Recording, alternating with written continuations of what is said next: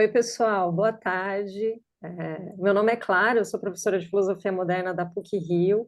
Eu estou muito feliz de ver tanta gente aqui hoje e mais feliz ainda de poder receber a professora Scarlett Martin para fechar mais um ano de ciclo de palestras do NUPE. Então, essa é a nossa última palestra do ano. E queria dar as boas-vindas a todos vocês e enormes boas-vindas à professora Scarlett Martin, também um enorme agradecimento por ela ter aceitado o nosso convite. Professora, é uma honra muito grande tê-la aqui conosco, e você pode ver que estamos, né, é uma honra também para outras pessoas poder vê-la aqui, porque estamos com a casa cheia, então, prazer enorme. E eu passo a palavra para o Jefferson, que vai fazer a sua apresentação. Então, mas obrigada a todo mundo que veio hoje e um agradecimento especial à professora Scarlett Martin. É, Boa tarde a todos, né? Uma alegria muito grande, como a Clara disse. A professora Scarlett foi extremamente generosa, né? É uma das, sem dúvida, uma das maiores pesquisadoras do nosso país. Então é uma grande satisfação nossa. Foi muito generosa, muito solícita e muita alegria para nós hoje. Eu vou fazer alguma apresentação da professora, que dispensa muitas apresentações, mas vamos lá, né? A professora Scarlett é professora titular de Filosofia Contemporânea da Universidade de São Paulo, publicou no Brasil 20 livros, na maioria sobre filosofia nietzschiana, entre eles Nietzsche e as Mulheres, em 2022, Nietzsche, o Bom Europeu, também em 2022, Nietzsche, a Arte de Decifrar Enigmas, em 2014, Nietzsche, das Forças Cósmicas aos Valores Humanos, 2010, A Irrecusável Busca de Sentido, Autobiografia Intelectual, de 2004, publicou na França a obra Les Ambivalences de Nietzsche, e na Argentina, Nietzsche, a Nova Concepção do Mundo. Publicou ainda ensaios em livros e revistas especializados no Brasil, na Alemanha, na Áustria, na Bélgica, na Espanha, na França, na Itália, em Portugal, nos Estados Unidos, na Colômbia, na Venezuela, na Bolívia, na Argentina e no Chile.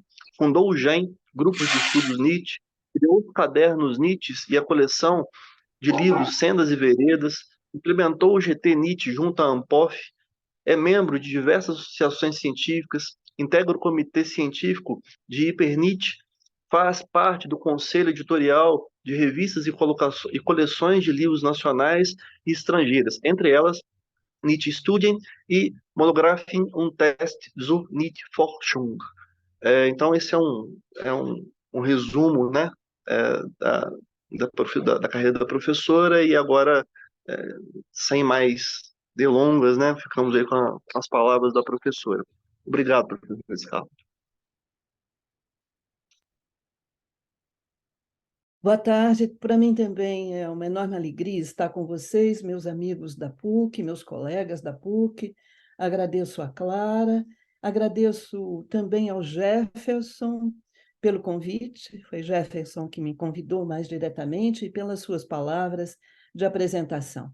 O que eu pretendo submeter à apreciação de vocês hoje é um texto que teria por título, ou que tem por título, Contra Modernos e Pós-Modernos, Nietzsche e as Filosofias de Fachada. E eu persigo aqui dois objetivos. Primeiro, tendo em vista suas diferentes concepções de modernidade, pretendo, num primeiro momento, examinar as leituras que Heidegger, Habermas e Foucault fazem da filosofia nietzschiana, com o intuito de avaliar seus acertos e desacertos. E segundo, a partir do exame atento das linhas mestras do pensamento de Nietzsche, conto em seguida defender a tese de que ele não se enquadra nos parâmetros da filosofia moderna, nem nos parâmetros do que mais recentemente veio a se chamar de pensamento pós-moderno. Que a modernidade se abre com o advento da subjetividade é ponto incontestável. Muitos são os que se empenham em mostrar de que modo a filosofia moderna se institui ao eleger a subjetividade como princípio. Divergem apenas quanto ao seu momento inaugural. Heidegger, por exemplo, acredita que a compreensão moderna do mundo surge com Descartes. mas julga superficial ver a essência dos tempos modernos no fato de que o homem se libertaria dos vínculos da Idade Média para encontrar a própria liberdade. No seu entender, Heidegger, o ponto decisivo para caracterizar os tempos modernos é o fato de que a própria essência do homem, do ser humano, se transforma. Ele se torna sujeito. E dizer que na modernidade o homem se converte em sujeito, se converte no primeiro e único verdadeiro subjectum, equivale a dizer que ele será, doravante, o centro de referência do ente enquanto tal. A partir de agora, toma-se o ente, em sua totalidade, de tal modo que ele só é verdadeiramente ente na medida em que o homem vem fixá-lo na representação. E representar significa: o homem coloca diante de si próprio o próprio ente e o relaciona com si mesmo, de sorte que, ao colocar-se dessa maneira em relação ao ente, o homem põe-se em cena. Mais ainda, ele se põe como a cena em que o ente deve apresentar-se. Com isso, a teoria do mundo transforma-se numa teoria do homem, converte-se numa antropologia. E então começa o reino do humanismo.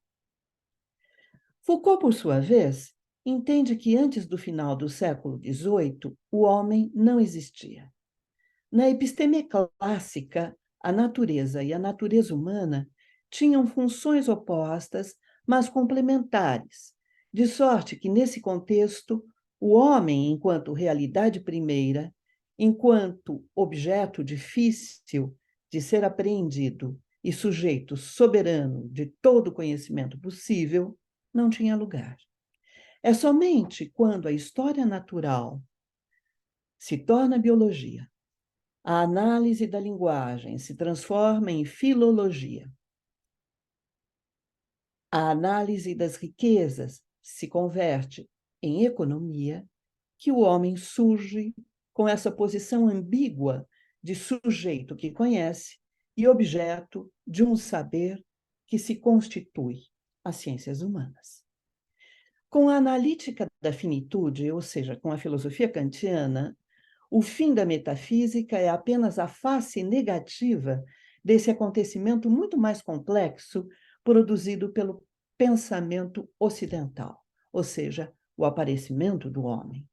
É somente enquanto figura da finitude que se faz possível o homem moderno, esse ser que leva a conhecer o que torna possível todo conhecimento.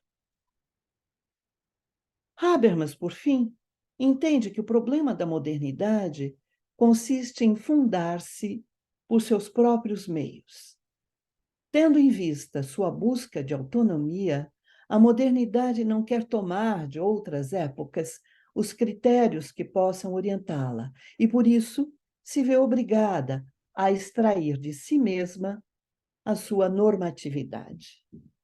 Hegel teria sido o primeiro, no entender de Habermas, a erigir em problema filosófico a ruptura da modernidade com relação às sugestões normativas do passado que lhe são estranhas, sendo levado a descobrir, Hegel sendo levado a descobrir, na subjetividade, o princípio dos tempos modernos. Mas é fato que, desde a escolástica tardia, a filosofia já exprime a ideia da modernidade, uma vez que se inscreve no quadro de uma crítica da tradição que integra as experiências da Reforma e do Renascimento.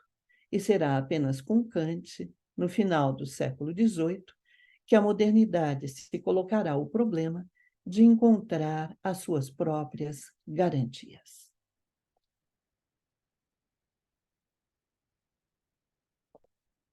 Leitores de Nietzsche, Habermas, Foucault e Heidegger compreenderão de diferentes maneiras a relação de Nietzsche com a modernidade.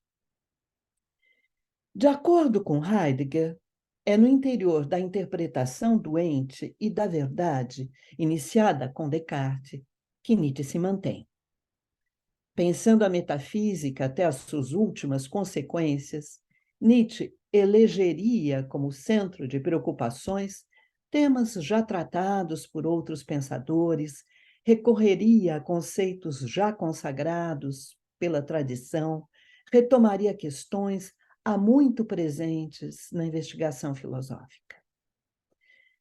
Segundo Foucault, anunciando que em breve o homem teria de ceder lugar ao além do homem, Nietzsche denuncia o fato de que o pensamento moderno repousa sobre algo que está prestes a desaparecer.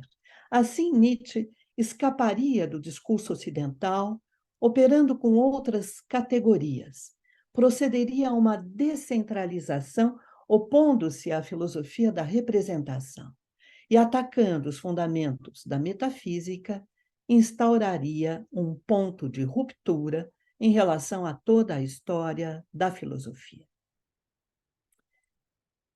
Na ótica de Habermas, por fim, partindo da ideia da deformação historicista da consciência moderna, iniciada com Hegel e levada adiante pelos velhos e jovens hegelianos, Nietzsche renuncia a uma crítica imanente da razão e abraça o projeto de uma nova mitologia. Diante da alternativa que se coloca entre submeter, ainda uma vez, a razão, centrada no sujeito, a uma crítica imanente, como fizera Kant, ou abandonar em seu conjunto o programa do movimento das luzes, que exigiria um conceito de razão talhado à sua medida, Nietzsche escolheria a segunda opção. Servindo-se da escala da razão histórica para rejeitá-la, ele tomaria pé no mito, o outro da razão. Em suma, Heidegger procura apresentar o pensamento nietzschiano como herdeiro direto de Descartes. Habermas pretende mostrar os limites da crítica nietzschiana à filosofia moderna. Foucault quer fazer ver que Nietzsche é aquele que vem romper com a modernidade. Que se dê, então, a palavra ao filósofo, que se dê, então, a palavra a Nietzsche, e que se tome, por exemplo, o parágrafo 16 de Para Além de Bem e Mal. Depois de criticar as ideias de certeza imediata, conhecimento absoluto e coisa em si, e denunciar nelas uma contradictio in adjecto, alertando para a sedução da linguagem, Nietzsche faz ver o que esconde o cogito cartesiano e o que por trás dele se esconde. E, para tanto, recorre à segunda regra do método preconizado por Descartes. Segunda regra essa, que determina, cito Descartes, dividir cada uma das dificuldades que eu examinasse em tantas parcelas quantas possíveis e quantas necessárias fossem para melhor resolvê-las. Aplicando ao cogito o preceito da análise, a segunda regra do método cartesiano, Nietzsche leva o cogito às últimas consequências. Com isso, acaba por voltar o método cartesiano contra o seu próprio autor, contra o próprio Descartes. Assim, Nietzsche argumenta, cito, o filósofo, subentende-se Descartes, o filósofo tem de dizer a si mesmo, se eu decomponho o processo que está expresso na proposição eu penso, obtenho uma série de afirmações temerárias, cuja fundamentação é difícil, talvez impossível. Por exemplo, que sou eu quem pensa, que em geral tem de haver algo que pensa, que pensar é uma atividade e efeito por parte de uma essência que é pensada como causa, que há um eu, e, enfim, que já está estabelecido firmemente o que se deve designar como pensar, que eu sei o que é pensar. Fim da citação. Citei aqui o parágrafo 16, de Para Além de Bem e Mal. Então, longe de ser uma certeza imediata, no entender de Nietzsche, o cogito cartesiano implica múltiplas mediações. Múltiplas mediações que, no fim das contas, não passam de prejuízos, convicções, crenças. Para denunciar os artigos de fé implícitos no cogito, Nietzsche introduz perguntas que Descartes teria negligenciado, levanta questões que ele teria desprezado. Cito Nietzsche. Em lugar daquela certeza imediata em que, no caso dado, o povo pode acreditar, o filósofo, subentende-se aqui Descartes, o filósofo recebe nas mãos uma série de questões da metafísica, bem propriamente questões de consciência do intelecto, que são: de onde tiro o conceito de pensar? Por que acredito em causa e efeito? O que me dá o direito de falar de um eu e até mesmo de um eu como causa, e afinal ainda de um eu como causa de pensamentos? Fim da citação. Ora, no entender de Nietzsche, Descartes manifesta a sua estupidez. Estupidez no sentido nietzschiano de falta de esprit. De sua estupidez, de sua falta de esprit, sobretudo ao aceitar de forma impensada o mais óbvio. E por fazê-lo com frequência, acaba por fazer desta aceitação uma atitude e convertê-la logo em convicção. Assim, a convicção nada mais é do que o ímpeto de consolidar uma perspectiva que se fortalece ainda mais ao fundar-se num juízo moral. Então, exercendo ação paralisante, a convicção constrange seu portador a desistir da busca, abandonar a pesquisa. Mas Nietzsche não pretende fazer ruir o edifício cartesiano, dinamitando sua pedra fundamental, o cogito. Não é do seu feitio. Empenhar-se na dissolução crítica de perspectivas que se consolidaram e deixaram de ser questionadas, este é o seu propósito. Observando o particular e o específico, Nietzsche desmonta opiniões e comportamentos gerais, perscrutando a singularidade das estimativas de valor, das avaliações, destrói toda e qualquer convicção. Ao pôr em prática a psicologia do desmascaramento, Nietzsche parte desta regra básica expressa numa anotação póstuma. Cito: uma coisa que convence, nem por isso é verdadeira. Ela é meramente convincente. Observação para asno. Fim da citação. Enfim, e daí o humor nietzschiano de sempre. Por isso mesmo, Nietzsche não hesita em estabelecer um diálogo com Descartes. Embora não dê nome aos interlocutores, nesse parágrafo 16 de Para Além de Bem e Mal, os interlocutores se tornam evidentes, claros e distintos. Cito: quem, fazendo apelo a uma espécie de intuição do conhecimento, se aventura a responder prontamente a essas perguntas metafísicas, aquelas lá citadas, não é? Se aventura a responder prontamente a essas perguntas metafísicas, como aquele que diz eu penso e sei que pelo menos isso é verdadeiro, efetivo, certo? Subentende-se Descartes. Esse encontrará hoje em um filósofo, o próprio Nietzsche, um sorriso e 2 pontos de interrogação. Prezado Senhor, dar-lhe-á talvez a entender o filósofo, subentende-se Nietzsche. É inverossímil que o senhor não esteja em erro, mas também porque sempre é verdade. Fim da citação. Da perspectiva nietzschiana, os filósofos, em geral, não hesitam em preferir o verdadeiro ao falso. Por isso concebem a verdade como excludente. Mas a verdade, antes de mais nada, há um valor.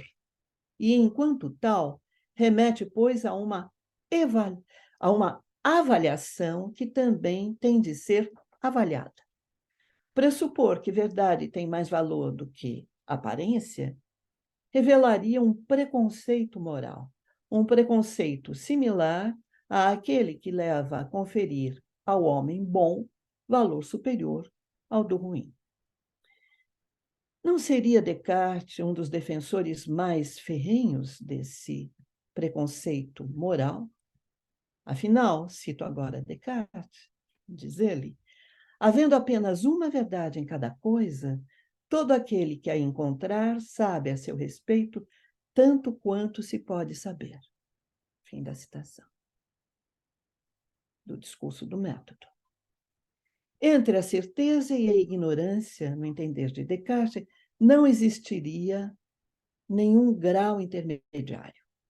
Na ótica nietzschiana, porém, a verdade não exclui necessariamente o erro.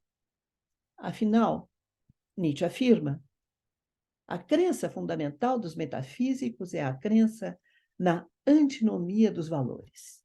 E dirigindo-se particularmente a Descartes, Nietzsche complementa, nem sequer aos mais cautelosos dentre eles, dentre os metafísicos, ocorreu duvidar, já aqui no limiar, onde, no entanto, era mais necessário, mesmo quando se juramentaram de omnibus dubitandum. Enfim, Descartes aqui com a dúvida universal. A crítica a Descartes, portanto, que continua acreditando, no entender de Nietzsche, nesta crença na antinomia dos valores. Portanto, se há verdade, não pode haver erro. Se há saber, conhecimento, não pode haver ignorância. Ora, aos que buscam atingir a verdade a qualquer preço, empenhados em dissipar todas as perspectivas consolidadas, colocam-se, por isso mesmo, a serviço de uma convicção. Por ela subjugados, põem fim à própria investigação. Restringem-se, em sua obra, a interpretar e fundamentar os limites que se impuseram. E se Nietzsche declara, e ele declara, cito, é preciso saber duvidar melhor que Descartes, não é tanto porque a primeira verdade, na ordem das razões, o cogito, seja desprovida de sentido, mas porque a busca da verdade, ela mesma, é completamente desprovida de razão.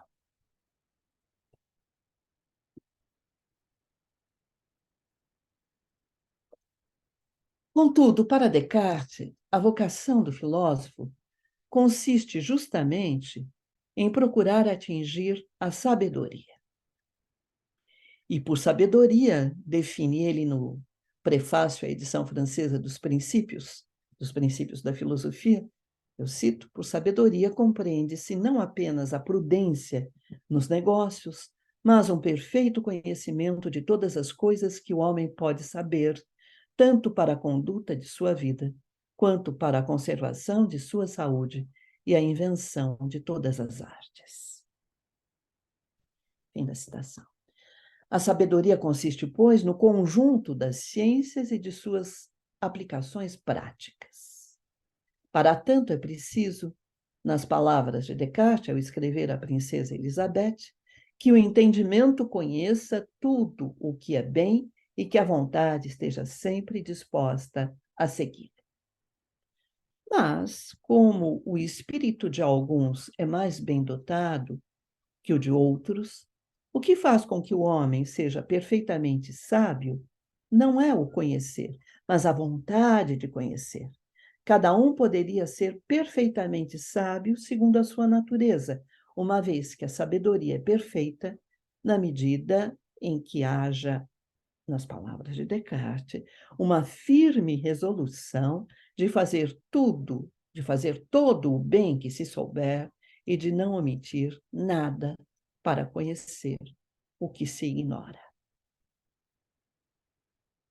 A esta concepção de sabedoria, bien raisonnée, sem dúvida, Nietzsche vem contrapor-se. Para Nietzsche, não se trata de construir o edifício das ciências para então dedicar-se às questões relativas à conduta humana. Afinal, dirá Nietzsche, as intenções morais ou imorais de toda a filosofia constituíram sempre o germe a partir do qual cresceu a planta inteira. Ou seja, na base da filosofia, nós já encontramos as questões, as intenções morais. E tampouco se trata, no entender de Nietzsche, de buscar instituir amateses universales, de acalentar a ideia de saber universal, de empenhar-se em fundar um sistema. No fim das contas, dirá Nietzsche, a filosofia dos dogmáticos foi, temos esperança, apenas uma promessa através dos milênios.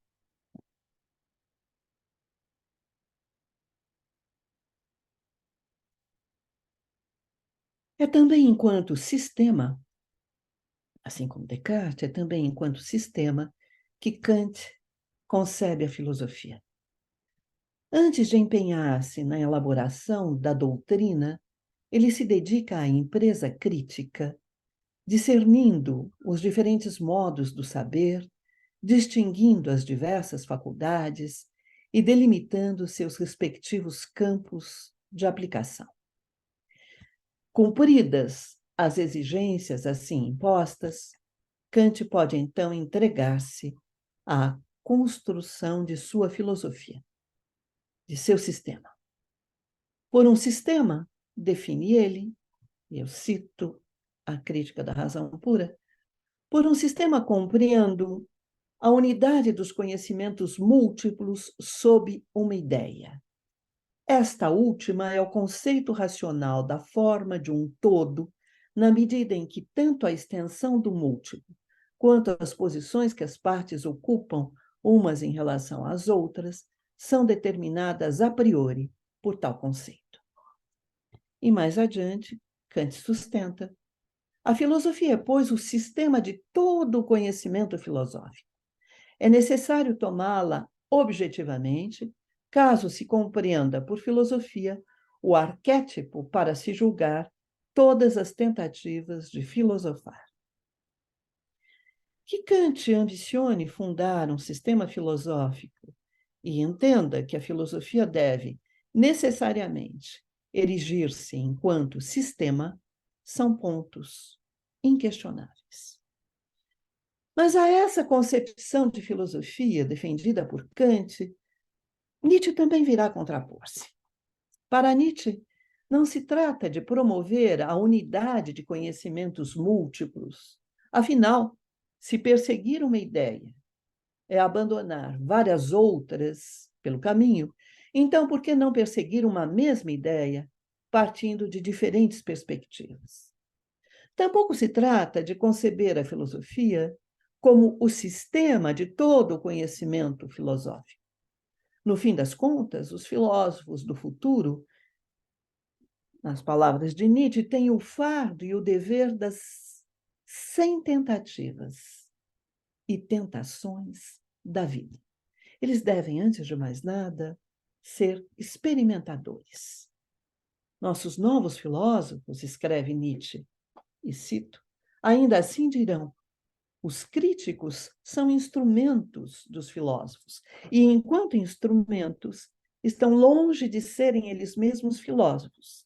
Até o grande chinês de Königsberg, era a forma pela qual Nietzsche se referia a Kant, o chinês de Königsberg, depois nós podemos conversar por que essa expressão, mas, enfim, me encaminhando aqui para o final da citação, de Para Além do Bem e Mal, até o grande chinês de Königsberg foi apenas um grande crítico.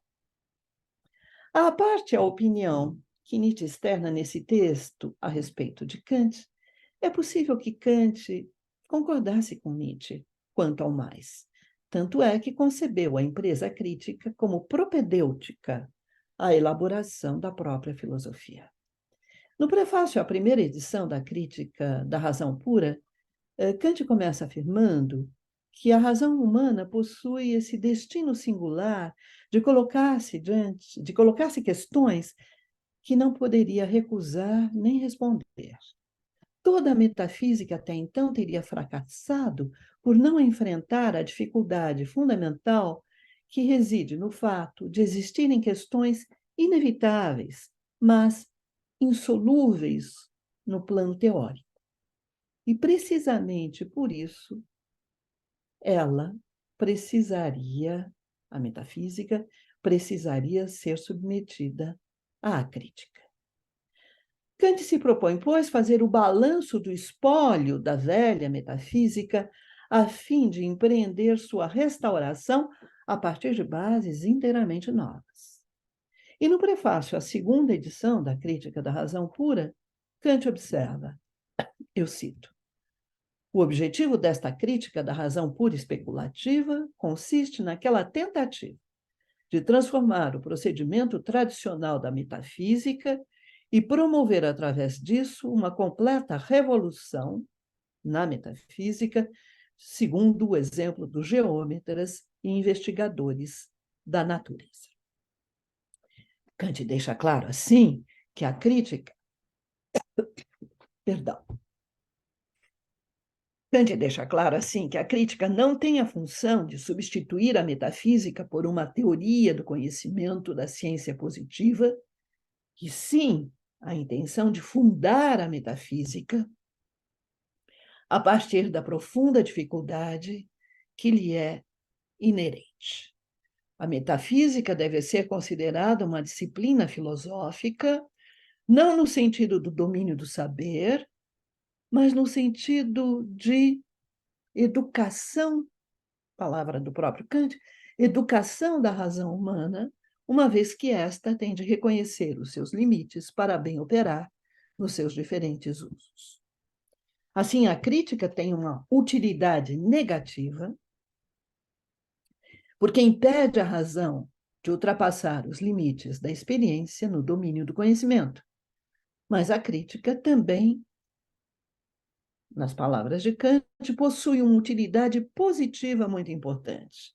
Tão logo se esteja convencido de que existe um uso prático absolutamente necessário da razão pura, o uso moral, no qual a razão pura, se estende inevitavelmente acima dos limites da sensibilidade.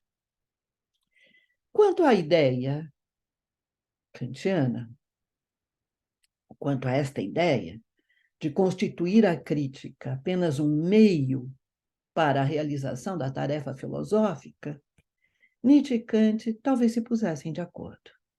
Mas o fato de suas concepções de filosofia serem inteiramente diversas faz as divergências inevitavelmente ressurgirem. No terceiro parágrafo do prefácio à Aurora, sustentando a ideia de que a moral sempre se põe fora do alcance de todo questionamento, Nietzsche, no correr de sua argumentação, pergunta pelas razões que levaram, desde Platão, todos os arquitetos filosóficos na Europa a edificarem em vão. Monta, assim, a cena para tomar por alvo as posições defendidas por Kant. Tanto é que declara, e cito, como é falsa a resposta que ainda agora se tem pronta para essa pergunta, porque todos eles descuidaram da pressuposição do exame do fundamento de uma crítica da razão em seu conjunto, aquela fatal resposta de Kant. Para Nietzsche, a crítica empreendida por Kant não tem legitimidade. Não tem legitimidade porque ela opera de modo a atribuir à razão o duplo papel de réu e juiz. É por isso que, imediatamente a seguir, neste terceiro parágrafo do prefácio à Aurora, Nietzsche pergunta: não é curioso exigir que um instrumento critique seu próprio acerto e competência? Que o intelecto conheça, que o intelecto mesmo conheça seu valor, sua força, seus limites? Isso não foi até mesmo um certo contrassenso? Assim procedendo, no entender de Nietzsche, Kant teria acarretado nefastas consequências para a teoria do conhecimento, mas, sobretudo, revelado, no que diz respeito à doutrina moral, uma intenção. Com a crítica, Kant teria o propósito de impor limites à razão para melhor instituir a moralidade num mundo transcendente. E quanto a este ponto, Nietzsche talvez não esteja tão longe de compreender o projeto kantiano. Na dialética transcendental da primeira crítica, da crítica da razão pura, ao mesmo tempo em que denuncia a impossibilidade de um conhecimento teórico do mundo suprassensível, Kant deixa subsistir a legitimidade da busca metafísica, mesmo porque, enquanto disposição natural do homem, ela lhe é inalienável. Se Kant descarta, no domínio teórico, o eu como substância em si, o mundo como síntese completa dos acontecimentos e Deus como condição de todos os objetos em geral, ele exige, no domínio prático, a crença racional na imortalidade da alma, numa causalidade livre e na existência de um ser superior. Não há motivo para dúvidas quando afirma que, por uma espécie de harmonia providencial ao suprimir a metafísica dogmática, atribuindo ao mundo dos fenômenos a lei do encadeamento necessário das causas e efeitos, ele abriu espaço num outro mundo para a liberdade e a verdadeira moralidade. É precisamente a dialética transcendental que permitirá a Kant operar a transição do mundo dos fenômenos para o mundo das coisas em si, proceder à passagem da teoria do conhecimento para a doutrina moral. Ora, no terceiro parágrafo do prefácio à Aurora, depois de declarar que todos os filósofos edificaram sob a sedução da moral, e Kant também, Nietzsche afirma, cito, para abrir espaço para seu reino moral, Kant se viu obrigado a anexar um mundo indemonstrável, um além lógico. Era justamente para isso que ele necessitava de sua crítica da razão pura. Para exprimi-lo de outro modo, Kant não teria necessitado da sua crítica da razão pura se para ele isto não tivesse sido mais importante do que tudo, tornar o reino moral invulnerável, de preferência ainda, invulnerável à razão. Assim, estabelecidas as condições e estabelecidos os limites do conhecimento humano, a moralidade teria sido excluída desse domínio, tornando-se, então, objeto de crença. A crítica kantiana paralisaria a reflexão, entorpeceria o exame dos valores morais, resultaria na esclerose das investigações éticas. Paralisia, entorpecimento, esclerose, não é precisamente desse modo que se caracteriza o procedimento dos que se deixam levar pelos próprios preconceitos? Compartimentação em faculdades, distinção entre teoria e prática, separação de conhecimento e fé racional. Teria Kant, ao montar a sua estratégia, adotado a sentença dividir para reinar? Ou teria tomado, talvez como divisa, dividir para melhor instituir o reino moral? O alvo privilegiado do ataque que Nietzsche dirige à filosofia crítica, à filosofia kantiana, é a célebre frase de Kant: tive de suprimir o saber para obter lugar para a fé. Denunciando a separação estabelecida por Kant entre conhecimento e fé racional, com vistas a instituir a moralidade, Nietzsche acusará Kant de fanatismo moral. No seu entender, Kant não hesitou em delimitar o campo de atuação da razão, excluindo de seu alcance o domínio moral para torná-lo irrefutável, porque incompreensível.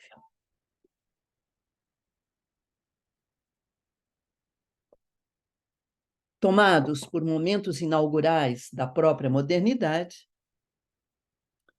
Descartes e Kant não passam aos olhos de Nietzsche de dignos representantes da filosofia dogmática.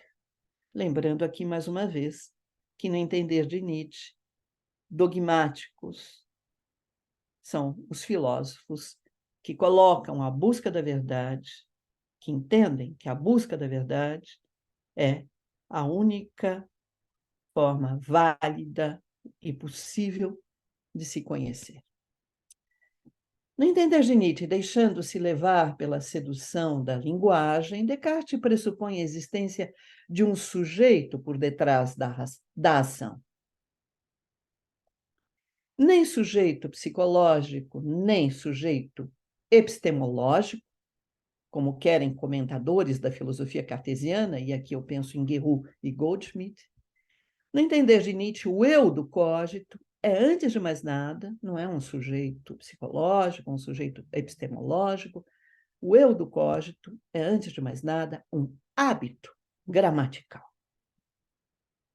Nietzsche afirma: pensa-se, por conseguinte, existe pensante. A isso tende a argumentação de Descartes.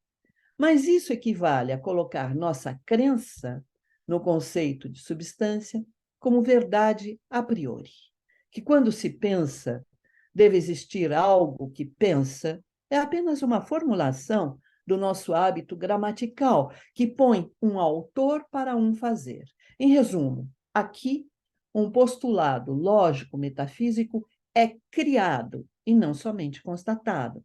Pela via de Descartes, não se chega a algo absolutamente certo, mas apenas ao fato de uma crença muito forte.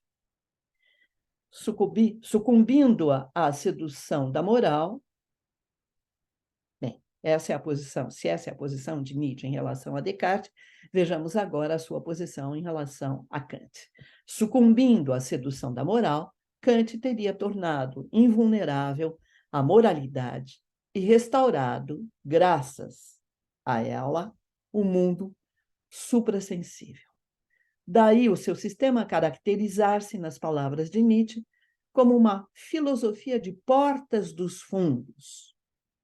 Por elas entrariam a moral e a metafísica que a crítica havia escorraçado do domínio do conhecimento. Contra esse sistema pesaria ainda a agravante de procurar legitimar a crença em Deus, na alma, na liberdade, na imortalidade, permitindo com isso que por trás da metafísica ainda se escondesse a teologia. Mas para Nietzsche, mais grave ainda teria sido o fato de Kant estabelecer a separação entre conhecimento e fé racional, ponto de apoio para outras distinções. Ao delimitar o campo de atuação da razão, Kant teria feito dela um instrumento desprovido de poder eficiente. Não se trata, pois, de filiar-se à filosofia cartesiana, como quer Heidegger, nem de levar adiante a crítica kantiana da razão, como pretende Habermas. Tanto Descartes quanto Kant não passariam, no entender de Nietzsche e nas palavras de Nietzsche, de advogados que não querem ser assim chamados e, na maioria, defensores manhosos de seus preconceitos que batizam de verdades.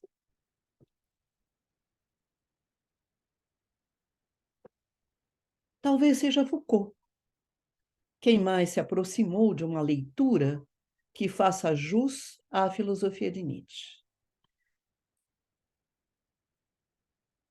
Embora Foucault veja Nietzsche menos como um objeto de análise do que como uma caixa de ferramentas, do que como um instrumento, e embora se relacione com ele menos como comentador, com o seu interpretandum, do que como pensador, com a sua caixa de ferramentas, talvez seja Foucault quem melhor intuiu o sentido e o alcance do pensamento nietzschiano.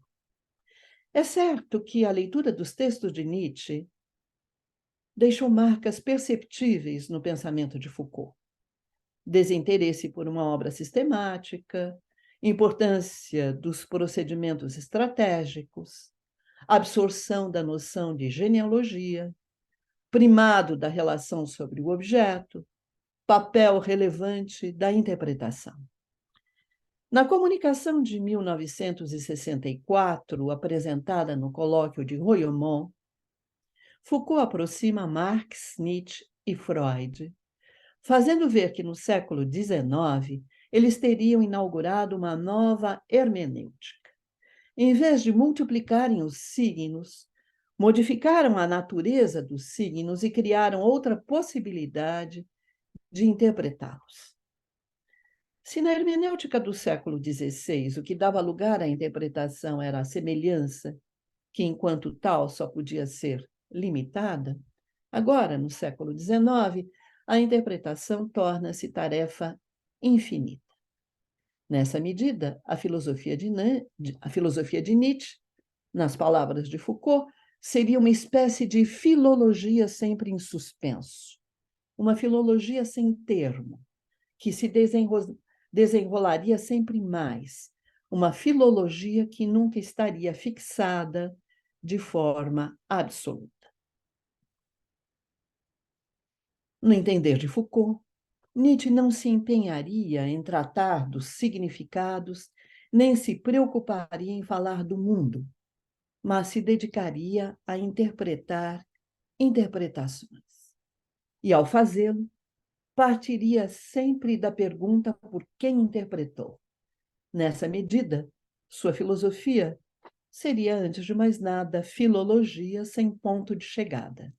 Abrindo o espaço filológico-filosófico com a questão quem fala, Nietzsche ligaria a possibilidade e necessidade de uma crítica com a reflexão radical sobre a linguagem. Ora, a filosofia de Nietzsche é, por certo, filologia, como quer Foucault, na medida em que, em vez de revelar um significado originário, escondido nas palavras, conceitos e valores, ela os encara como interpretações ou avaliações. Mas dispõe também de um critério para interpretar e avaliar essas interpretações ou avaliações. Sem atentar para esse ponto, que, a meu ver, é central no pensamento nietzschiano, Foucault acaba por permitir que, insidiosa e subrepticiamente, um certo relativismo se infiltre no pensamento de Nietzsche. Assim, contribui, em certa medida, malgré lui, apesar dele mesmo, sei que fosse essa a sua intenção, contribui, em alguma medida, para esvaziar a filosofia de Nietzsche e concorre ainda para que dele se faça um pensador pós-moderno. Ao privilegiar, vamos examinar esse último ponto, ao privilegiar a intertextualidade às expensas das narrativas, a noção de construto às custas dos conceitos, a ideia de interpretação em detrimento dos significados, o pensamento pós-moderno leva a crer que tudo se equivale. Suprimindo os referentes, ele institui a máxima de que tudo é relativo. Por outro lado, a filosofia moderna, dignamente representada por Descartes e Kant, teria perseguido, no entender de Nietzsche, o objetivo de enclausurar o pensamento, encerrá-lo numa totalidade coesa, mas fechada. Teria se imposto o propósito de colocar a investigação a serviço da verdade, asfixiá-la sob o peso do incontestável. Contra os modernos, Nietzsche se põe a questionar a vontade de verdade que julga dominar a filosofia na modernidade. Da sua ótica, é a recusa do perspectivismo que a ela confere caráter dogmático. Negando a perspectiva, a condição básica de toda a vida, os dogmáticos não toleram que lhes seja vedado transcender a própria condição.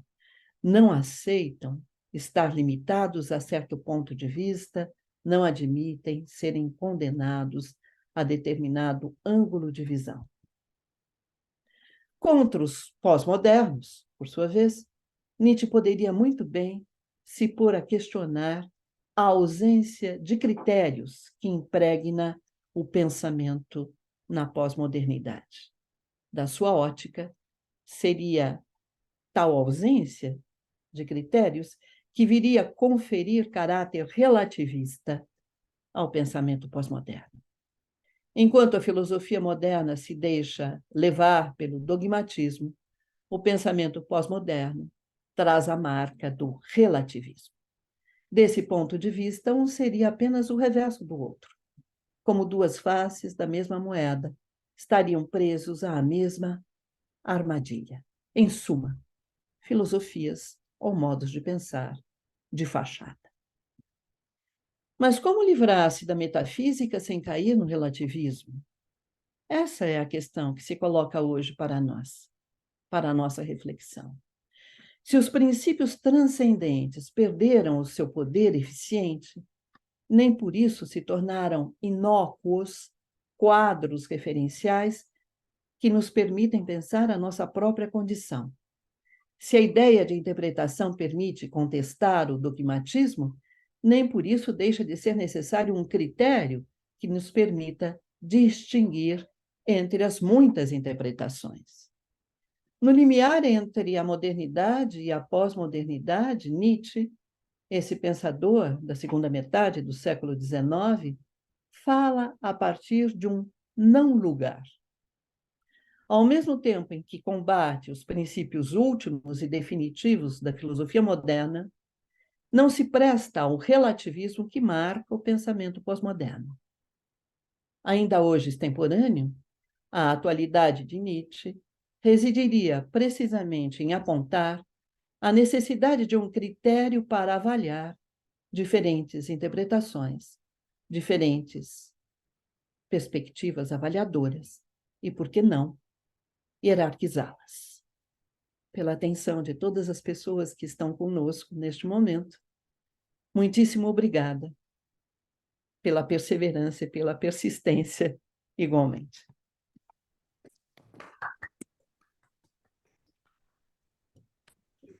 Nós que agradecemos, professora.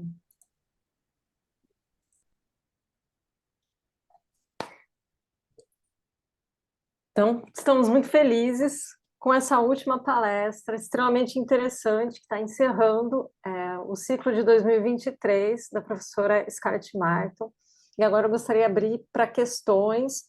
Vocês podem levantar a mão, pode ser levantar aqui no vídeo, para quem tiver com vídeo, ou levantar a mãozinha do Zoom. Também, se vocês quiserem fazer questões aqui no chat, fiquem à vontade. A gente já tem aqui uma mãozinha. Perdão, professora, a senhora gostaria de falar alguma coisa? Sim, a minha mãozinha levantada aqui para dizer o seguinte: eu tenho consciência de que esse é um texto muito denso. Na verdade, ele foi escolhido pelos organizadores deste evento, do NUPEM, mas é possível que nós tenhamos um público mais amplo, e por isso mesmo eu estou inteiramente à disposição para quaisquer que forem as questões relativas à filosofia nietzschiana. Desde já, muito obrigada. Nós que agradecemos, professora. Antônio, já que você já deixou sua mão levantada, você poderia começar, por favor? Eu fiquei um pouco... Acho interessante essa crítica que ele faz, a crítica da razão pura, né? De que o em si está relacionado ao campo da crença. Aí eu fiquei pensando assim, para ele, então, o em si não existe ou ele é irrelevante? Ele diz que ele diz que nós somos capazes de conhecer tudo ou a aparência é tudo que nós podemos conhecer? Qual que com essa questão?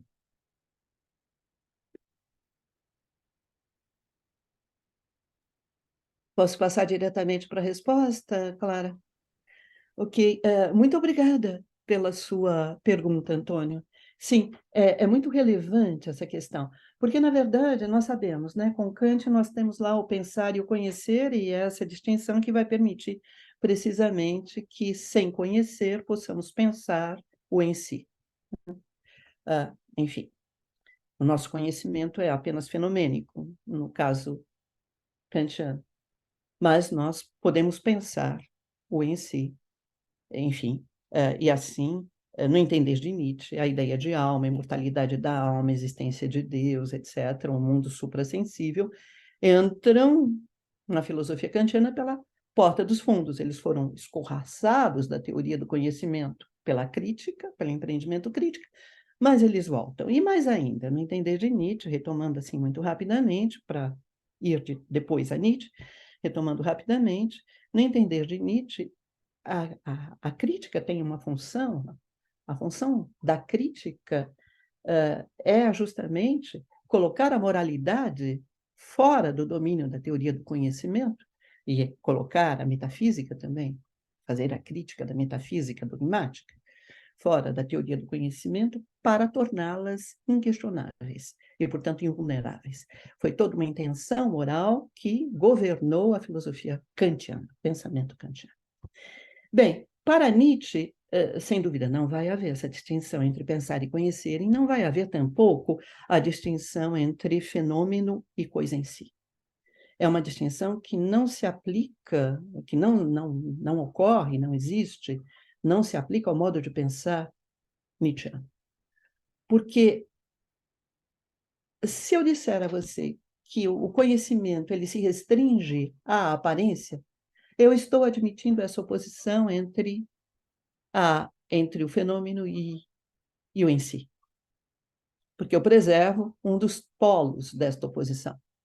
O procedimento nietzschiano, que é um procedimento recorrente, é sempre esse. Eu não posso manter um polo da oposição sem suprimir o outro. Eu sou obrigada a suprimir a oposição. Então, por essa razão, não é possível falar em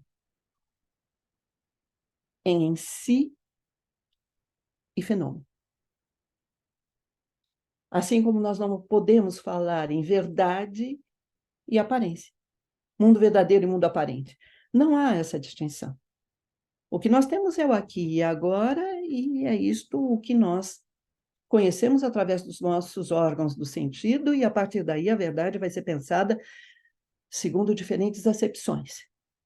Nós temos a verdade no sentido moderno, não é? Como adequação, ideia e ideado. Esta concepção de verdade não vai ter grande validade para Nietzsche.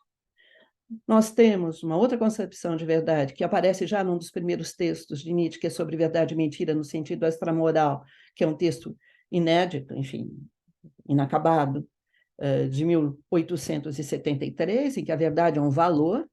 Para se viver em coletividade é mais importante dizer a verdade. E o que é a verdade? A verdade são designações das coisas que foram consideradas habituais, então é preciso continuar a utilizá-las. E com isso se mantém a vida em coletividade, então é um valor.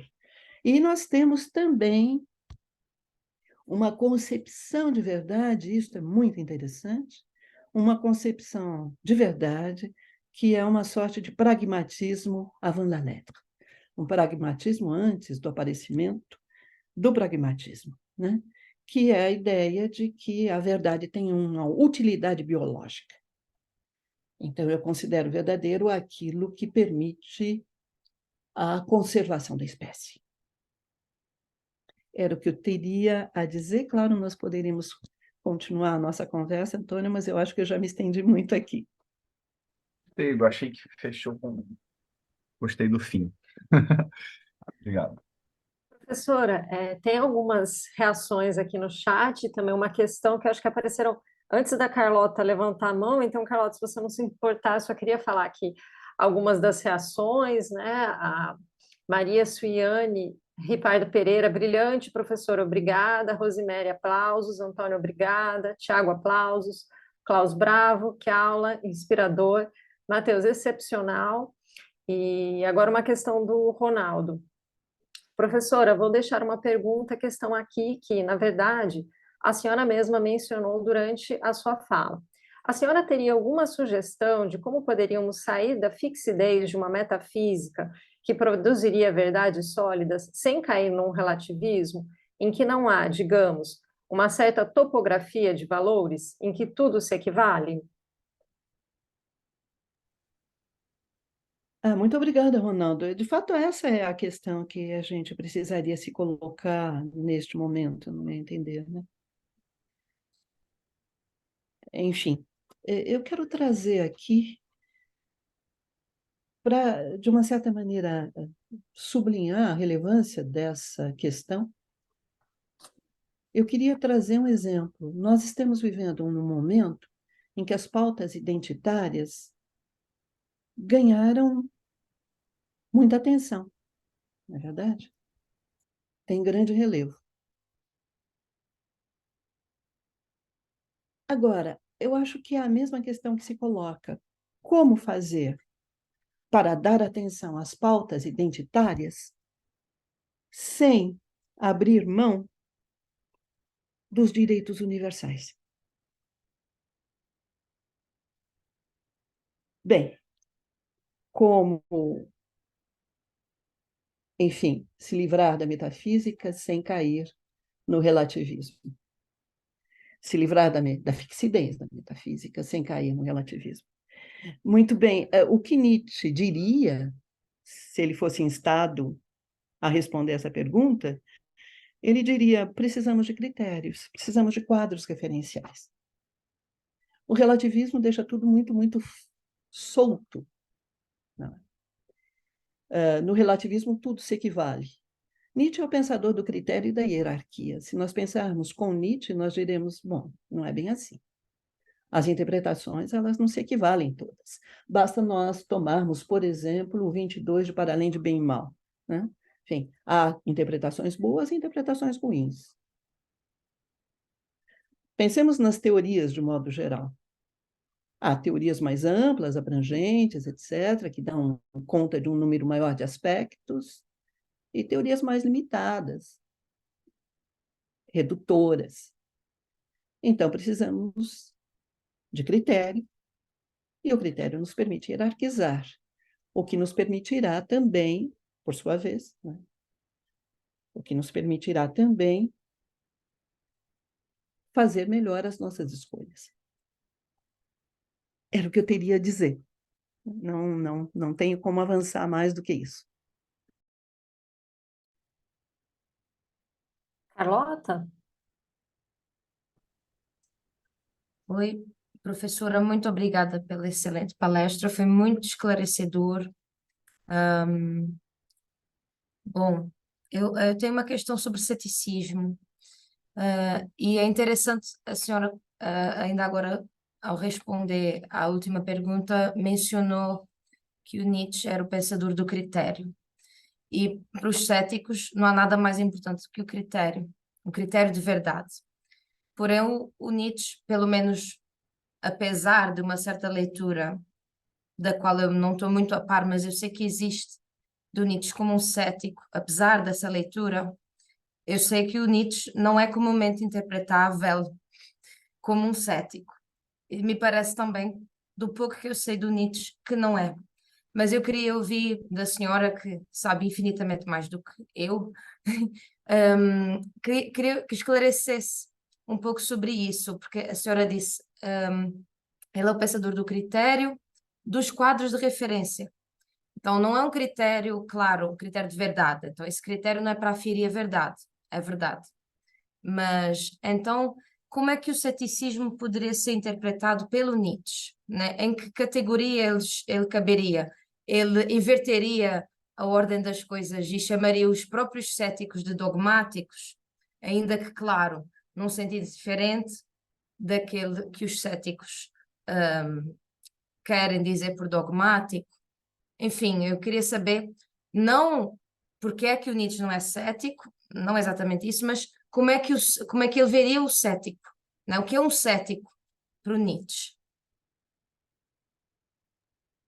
Muitíssimo obrigada, Carlota. Isso me permitirá falar um pouco mais sobre a maneira pela qual Nietzsche compreende o dogmatismo, não é? Sim, Nietzsche cético? Sim, Nietzsche cético em relação às posições dogmáticas, sem sombra de dúvida. Nesse contexto, nós podemos dizer que há um procedimento cético no pensamento nietzschiano, um procedimento, eu diria, né? Um procedimento cético na medida em que ele vai contestar justamente os filósofos dogmáticos. E os filósofos dogmáticos, enfim, não são apenas, eu gostaria de voltar a esse ponto, aqueles que buscam a verdade, mas são aqueles que colocam a verdade acima de tudo, são aqueles que estão imbuídos desta vontade de verdade, né? Uma vontade de verdade que se opõe, sem dúvida, ao próprio conceito de vontade de potência. Eu não vou entrar por aí, mas isso está lá no Zaratustra, com toda a clareza, na segunda parte do Zaratustra, no discurso intitulado Da Superação de Si. Há esta contraposição, já nas primeiras linhas desse discurso, essa contraposição entre vontade de verdade e vontade de potência. Bem, a vontade de potência, a vida é um caso particular da vontade de potência. Eu vou me deter aqui um minutinho. A vida, na verdade, nos textos de Nietzsche, nós encontramos dois tipos de relação entre vida e vontade de potência. A vida é vontade de potência. A vida é um caso particular da vontade de potência. Então, vamos entender por que razão existem essas duas formulações, essas duas possíveis relações entre vida e vontade de potência. Se nós tomarmos as proposições de caráter cosmológico, eu acredito que há uma cosmologia em Nietzsche, né?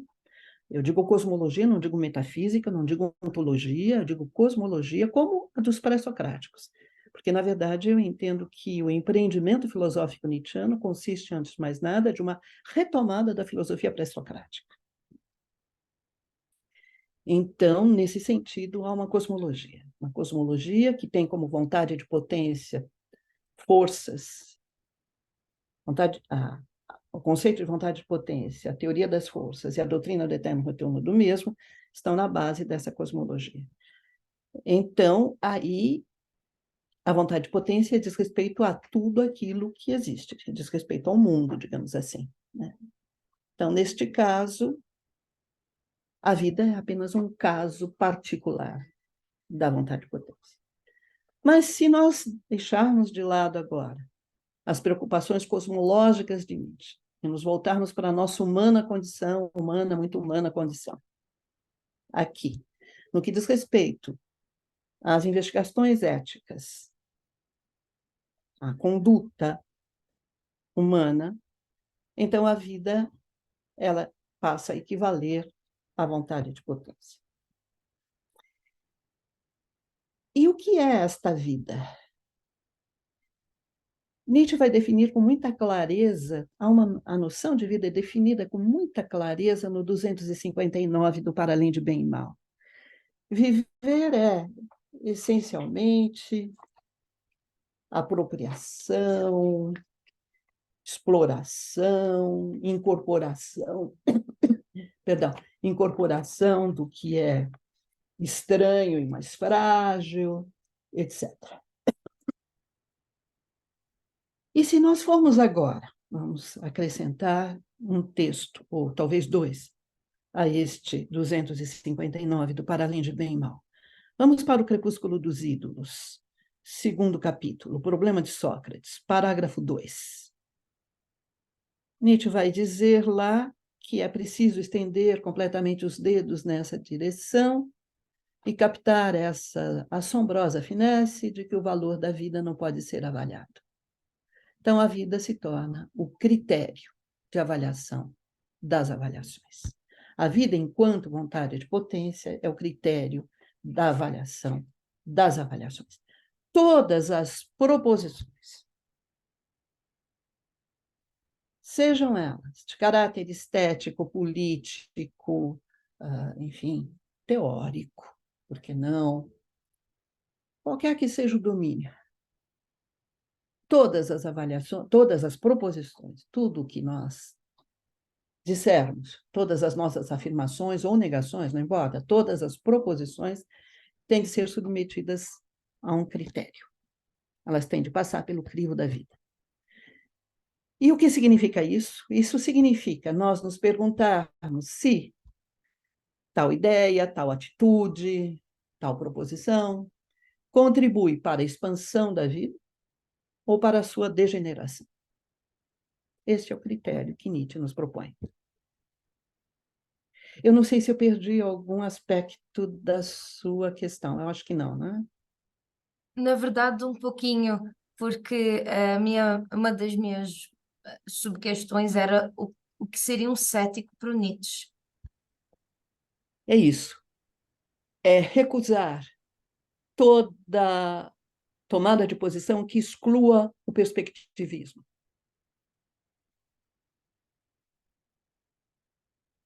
Quer dizer, perdão,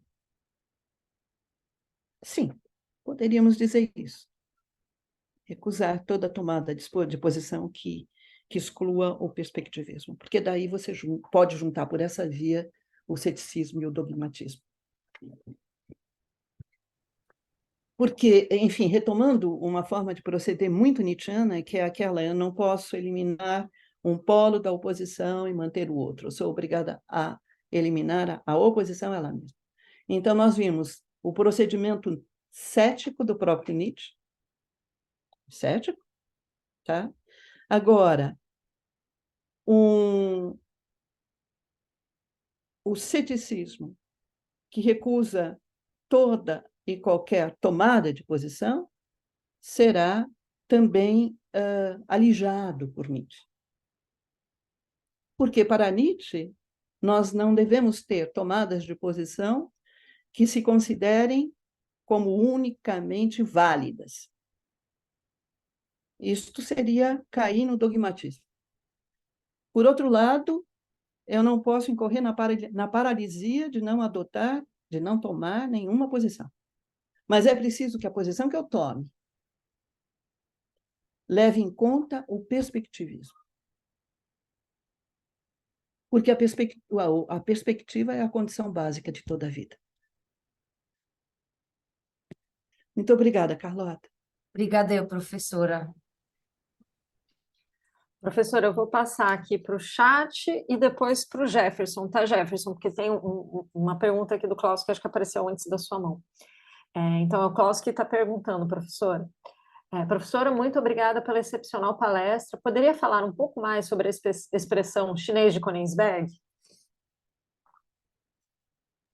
Obrigada, Klaus. Sim, há várias hipóteses a esse respeito, não é? São hipóteses, porque Nietzsche ele mesmo nunca se expressou claramente acerca do fato de ter adotado essa, ou de ter inventado essa expressão. Königsberg, nós sabemos que é o local, não é? Do próprio Kant, né? É onde Kant vivia. Agora, por que chinês? Então, há quem diga, e isso me parece interessante, é plausível, no meu entender, nós temos de contextualizarmos. Na época, nós estamos, no que diz respeito à história da arte, nós temos, nessa época, um apreço muito grande pelas chinoiseries, né? Que são certas obras de arte muito rebuscadas, cheias de elementos, etc. Se nós pensarmos, por exemplo, que na França, enfim, se visitarmos lá os palácios, os castelos franceses, as casas de colecionador. Vamos começar pelas casas de colecionador na França. Nós temos ambientes que estão inteiramente dedicados à chinoiserie, desde as gravuras que vão estar penduradas nas paredes, até todos aqueles vasos chineses, etc. Então, semelhante a um objeto dessa ordem, o pensamento kantiano seria também, por demais, rebuscado e sem uma utilidade muito clara. Então, pensaria em chinês de Königsberg um tanto nessa direção. Na verdade, aqui um dos comentadores que pensa a respeito, que escreve a respeito, é o Georges Morel. Mas, enfim, seria algo nessa direção. Algo muito... E teria um outro elemento, segundo o Georges Morel aqui, né? Os chineses seriam vistos como fracos, submissos e ressentidos. E a chinesice seria vista como uma mediocrização, no entender de Nietzsche, evidentemente. Essa é uma das hipóteses possíveis. Nós teríamos outras hipóteses, a alusão à figura do mandarim, né? Assim como nós temos a ideia dos mandarins, que são os mandarins das instituições, né? Basta nós pensarmos, por exemplo, num excelente livro,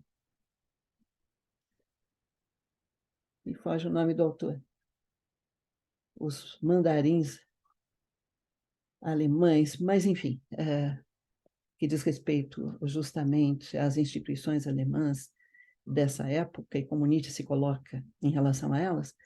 Mas talvez todos esses elementos estejam aí presentes nessa expressão chinesa de Königsberg. Também o indivíduo que recorre a sutilezas em excesso, que está perto, portanto, próximo dessa chinoiserie, de uma complicação inútil e extravagante. Mas, infelizmente, Nietzsche não nos deixou nenhuma indicação da razão pela qual ele escolheu essa expressão, ele inventou essa expressão, e não nos deu não nos deixou nenhuma indicação, nem nos textos, nem nas anotações póstumas, nem na correspondência.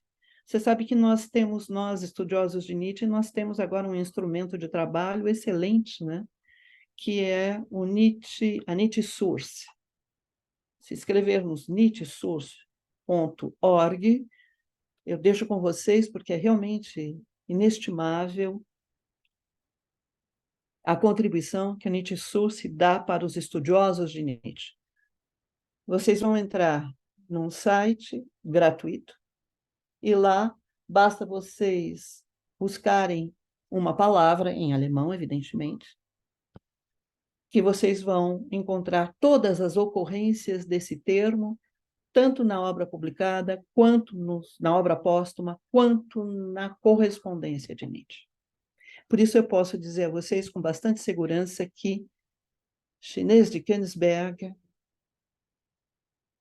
não temos nenhuma indicação das razões pelas quais Nietzsche teria inventado essa expressão para se referir a Kant. Jefferson, por favor. Professora, obrigado aí, né, mais uma vez pela clara, sofisticada e exposição, né? Eu vou fazer uma pergunta sobre um autor que a senhora não citou, associando com o Nietzsche. Eu sou especialista em Schopenhauer e seria meio impossível para mim não perguntar isso que eu vou perguntar agora, porque eu estou falando com uma das maiores especialistas de Nietzsche, né, do nosso tempo presente. Então eu preciso perguntar isso, né? Quer dizer, na exposição da senhora, me pareceu claro que Nietzsche nem é um moderno, né? Porque a fixidez na busca da verdade, né, não é um horizonte dele, tampouco é um pós-moderno no sentido do relativismo. Schopenhauer é um autor que sabemos, né, é um autor que dispara, digamos assim, o interesse de Nietzsche pela filosofia de uma forma mais decisiva, e Schopenhauer promove um enfraquecimento da razão, do papel da razão na modernidade, né? E aí eu pergunto, essa pergunta que já foi colocada tantas vezes em tantos lugares, mas eu pergunto diretamente para a senhora, qual é o papel que você enxerga, né, de Schopenhauer na constituição do pensamento nietzschiano, neste sentido de uma, digamos assim, de um enfraquecimento da razão no sentido moderno, digamos, né? No sentido fechado, dogmático, moderno. Essa é a minha pergunta. Obrigado, professor. Muitíssimo obrigada, Jefferson, pela sua pergunta também, pelo seu convite, enfim, igualmente aos colegas da PUC por essa oportunidade. Enfim, mas eu não sou especialista em Schopenhauer, isto eu também já deixo claro. E para mim é sempre um prazer muito grande conversar com um especialista em Schopenhauer. Enfim, mas em relação a este ponto, é claro, nós poderíamos nos estender na conversa e falar um tanto da importância da filosofia de Schopenhauer, no primeiro Nietzsche, no Nascimento da Tragédia, nos textos acerca da tragédia, etc. Enfim, nós estamos falando aí dos textos de 69 até 74, por aí. Em 76, quando Nietzsche escreve a terceira consideração extemporânea, Schopenhauer como educador, eu já sinto naquele texto um certo sabor de despedida, né? Ele está já se distanciando um tanto de Schopenhauer. É claro que mais para adiante, no S. Homo, Nietzsche vai dizer que Wagner e Schopenhauer, onde se lê Wagner e Schopenhauer, a terceira consideração, eu estou me estendendo muito, mas é que muita coisa vem à cabeça e eu acabo por falar, né? Enfim, me perdoe, mas eu vou chegar ao ponto.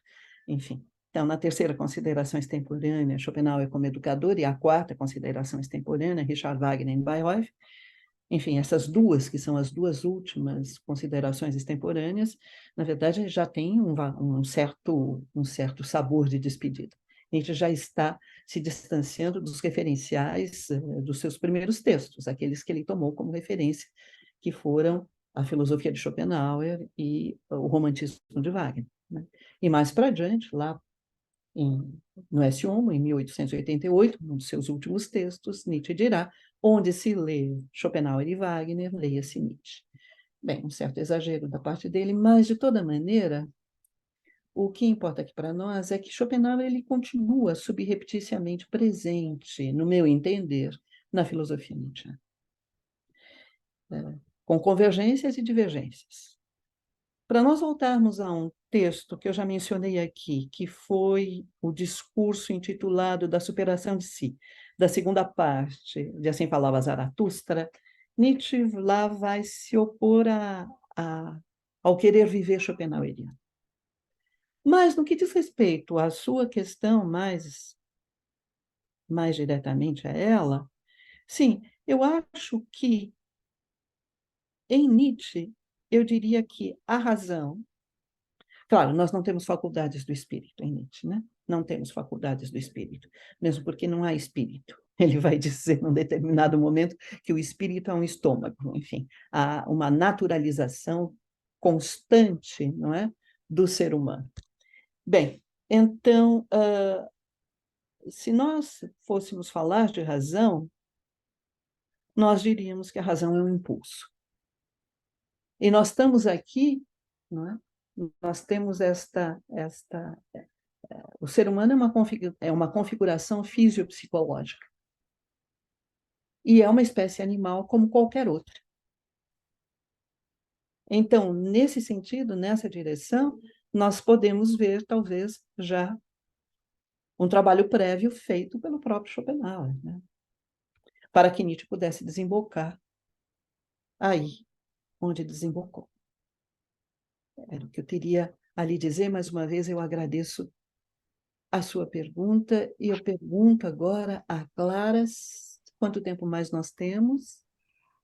Professora, em geral a gente faz até às 16, mas se a senhora precisa sair antes, precisa sair antes, tem mais perguntas aqui no chat.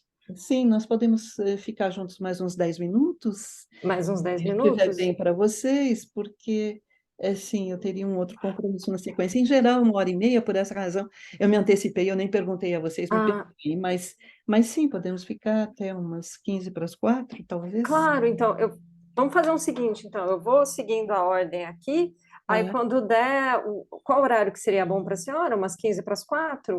Por favor, se fosse possível, 10 para as Claro, 4, claro, claro. tá bem? Então, eu vou passar aqui para a pergunta do João. Eu gostaria de agradecer à professora pela excelente palestra e aos colegas do NUPEM pela belíssima realização. Eu gostaria também de fazer a seguinte pergunta. Professora, por que os autores escolhidos foram Foucault, Heidegger e Habermas? Qual a relação do pensamento deles com o chamado pensamento pós-moderno? Esse pensamento é necessariamente relativista? Muito obrigada desde já. Obrigada, João, pela sua questão. Na verdade, eu vou ser um pouco mais sucinta também nas minhas respostas, eu tenho me alongado muito.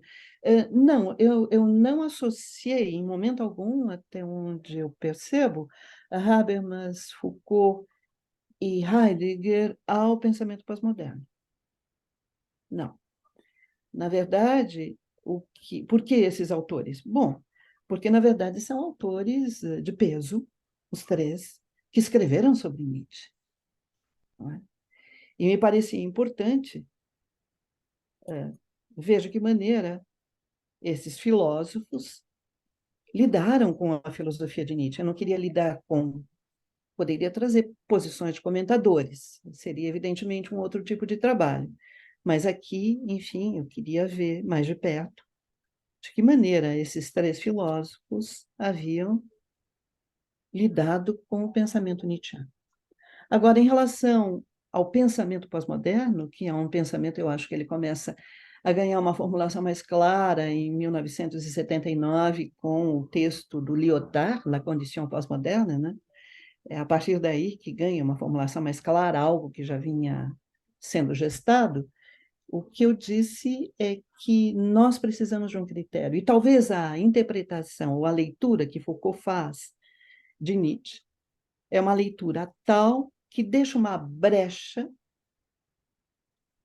para que o relativismo insidiosamente entre na filosofia nietzschiana. E por quê? Porque Foucault, tanto na comunicação de 64, quanto no texto em homenagem a Hippolyte, não menciona em momento algum o critério.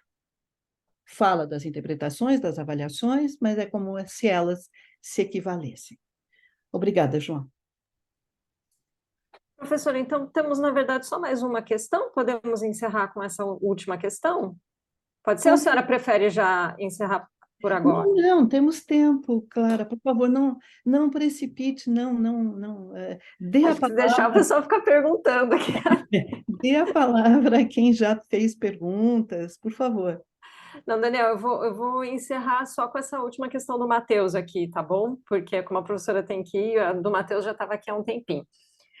Boa tarde, professora. Se as pessoas verdadeiramente colocassem as suas aspirações em jogo, assim como na Revolução Francesa, e lutassem pelo direito à vida, segurança e à saúde, as coisas definitivamente poderiam ser diferentes. Sendo assim, cada pessoa, cada super-homem compartilharia de vontades gerais e individuais. Diferenças entre os desejos existiriam, é claro, assim como muitas similaridades. Então, por que não criar uma sociedade que se iniciasse através de um ponto de partida comum e que se diferencia-se entre si, respeitando todas as línguas e todas as interpretações, sem violar os direitos comuns individuais?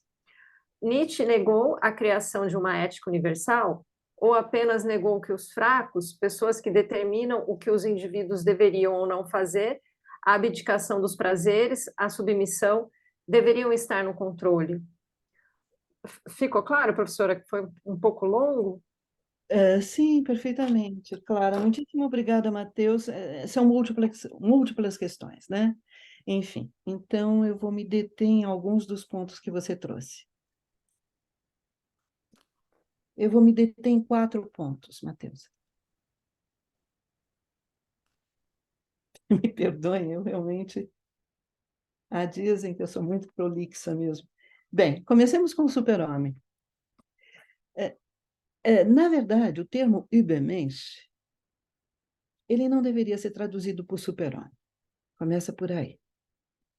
Não deveria ser traduzido por super-homem porque isso nos levaria imediatamente para a apropriação do nacionalsocialismo, a apropriação que o nazismo fez de Nietzsche, entendendo que em Nietzsche haveria lá a exortação do aparecimento de uma raça ariana, etc. Bem, o Rubens Rodrigues Torres Filho traduz por além do homem. E o além aí pensado no mesmo sentido, Übermensch, como Übertragen, Überqueren, enfim, no sentido horizontal. Você tem de atravessar uma ponte, você tem de ir a um ponto que está além, mas nesse sentido isso não tem nada a ver com o mundo suprassensível, com o além e tudo mais. Agora, mais recentemente, em outras línguas, tanto no inglês quanto no no francês, estou pensando sobretudo no francês, na verdade, eu falei do inglês, mas não me vem à cabeça no momento. O termo que está sendo utilizado para traduzir Übermensch é surhumain e não surhomme. E me parece muito mais apropriado. É um sobre-humano. E sobre-humano por que razão? Porque eu entendo que o Übermensch não diz respeito a seres humanos específicos. Não diz respeito a homens ou mulheres ou o que quer que seja. Mas diz respeito a uma nova concepção de humanidade. Que concepção de humanidade seria essa? Com o cristianismo, o ser humano é visto como uma criatura em relação a um criador. Não é? Voltemos lá ao procedimento usual em Nietzsche. Se eu suprimir o criador, eu tenho de suprimir necessariamente esta concepção de ser humano como criatura. E Nietzsche vai substituir essa concepção de humanidade, o ser humano como criatura em relação a um criador, por outra concepção. É o ser humano como criador de valores e criador, portanto, de si mesmo. Então, este é um primeiro ponto. Eu aproveito para abrir um parênteses aqui e trazer uma outra questão, Mateus, relativa a essa dos super-homens e tal. Recentemente, agora muitíssimo recente, apareceu na França um livro intitulado Les surhommes et les sous-hommes, os super-homens e os sub-homens, de um autor jovem chamado Rochedy. Acho que é esse, Rochedy. Eu tenho isso muito presente no meu espírito, porque ontem eu dei uma entrevista para uma revista francesa e eu falei longamente a respeito desse livro. E há um equívoco aí também, porque não há super-homens, né? E, na verdade, este autor francês vai falar disso porque ele está preocupado com a questão identitária, não só do feminismo, mas do masculinismo, que é algo que está aí em voga e crescendo muito. Bem, e o que eu dizia é que Nietzsche não seria a favor do masculinismo, porque não dá para suprimir um dos polos da Les surhommes et les sous-hommes. Este é o título do livro. Estão me perguntando aqui. Les surhommes, no plural, e les sous-hommes. Os super-homens e os sub-homens, do Rochedy, com Y no final. Rochedy, como se escreve, mas com Y no final. Bom, muito bem. Então, isto em relação ao super-homem. Em relação à sociedade, como seria a sociedade ideal? Nietzsche deixa claro isso no Anticristo. A sociedade ideal para Nietzsche não estaria muito longe da República de Platão. Teríamos castas, sim, teríamos castas. Ou grupos sociais, se você preferir, né? Os reis filósofos, aqueles que se distinguem pela sua força física, e a grande massa, que são os medíocres, no entender de Nietzsche, que não servem para grande coisa. Essa seria a sociedade ideal.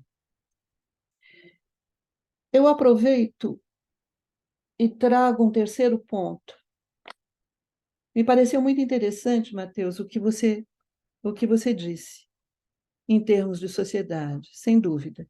Eu acho que haveria aí, enfim, alguns traços do Platão, na medida em que cada um poderia contribuir para o todo com as suas competências e os seus talentos, etc.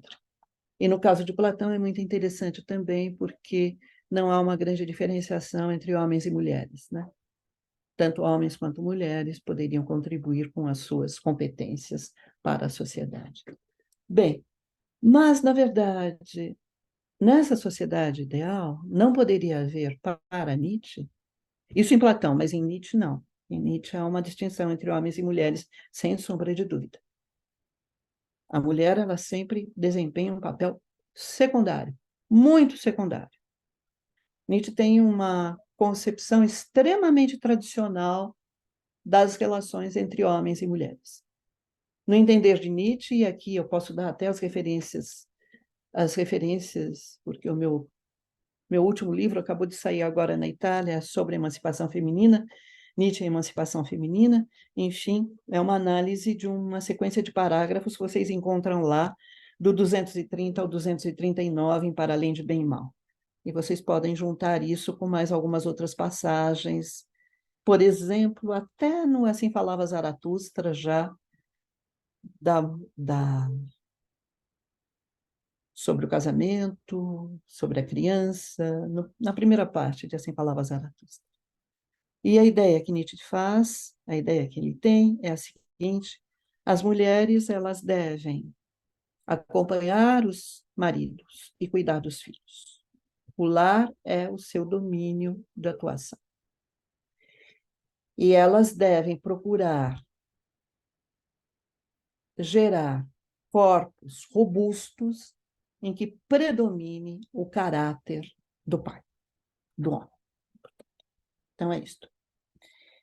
Enfim, e Nietzsche radicaliza a sua posição. Ele vai longe. Ele diz que, na verdade, a emancipação feminina, que já está nascente naquela época, né? Nós estamos na segunda metade do século XIX, enfim, nós temos lá o movimento das sufragetes, etc. e tal, temos tudo isso. Enfim, emancipação feminina é algo que deve ser combatido a todo custo. E as mulheres que mais intrigam Nietzsche são as mulheres autoras, são aquelas que escrevem sobre filosofia e política. É isso. Porque esses são domínios que deveriam ser reservados unicamente aos homens. As mulheres não poderiam ousar escrever sobre filosofia e política. Foi interessante eu fazer esse trabalho, gostei de trabalhar sobre Nietzsche e as mulheres.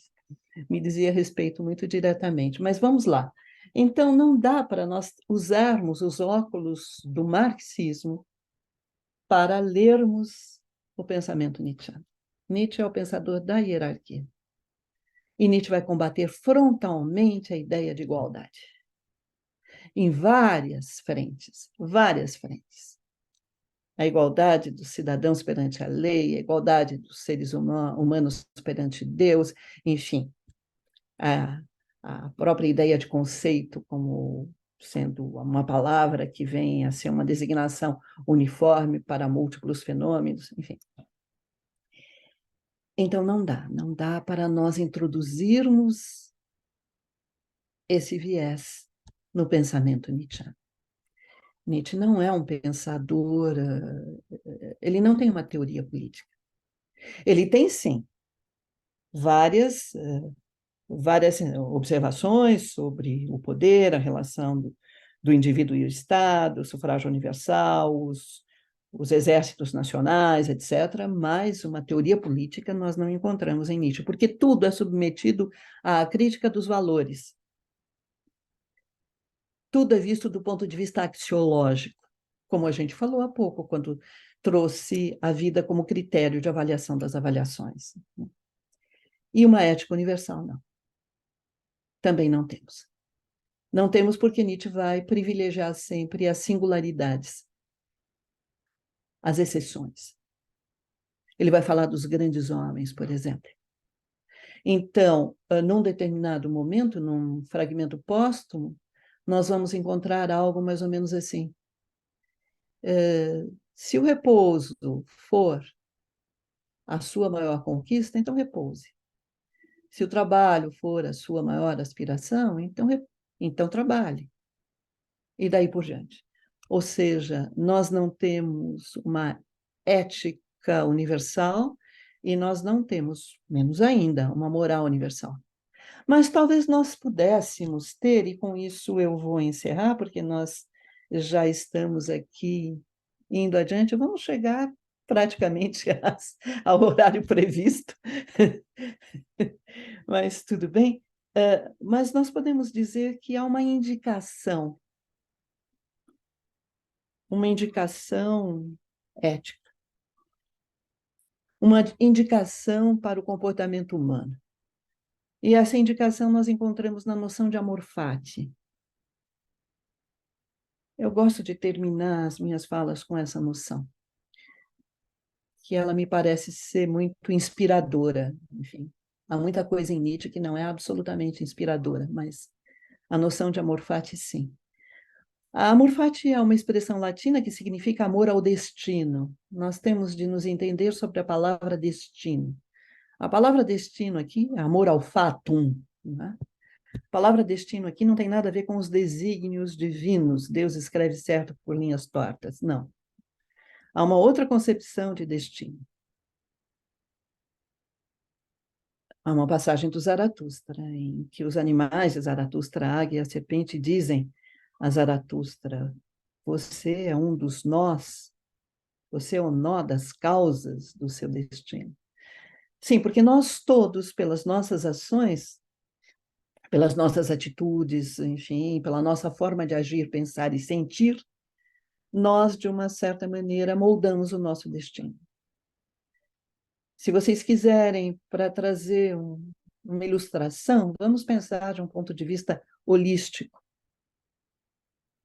Qualquer gesto que eu faça interfere no todo. Então, amor ao destino é uma aceitação incondicional do que ocorre. Isso não significa resignação nem submissão passiva, porque eu sou ator, né? Também. Eu faço parte disto que me ocorre. Eu contribuo para que isso me ocorra. Então, é a aceitação incondicional de tudo aquilo que a vida nos proporciona, sem exceção, sem exclusão, tudo. Tanto o que há de mais alegre e exuberante, quanto o que há de mais terrível e doloroso. Era o que eu tinha a dizer a vocês. Mais uma vez, muitíssimo obrigada pela oportunidade, por estar com vocês, por esse início de tarde que me deu tanta satisfação. Muito obrigada,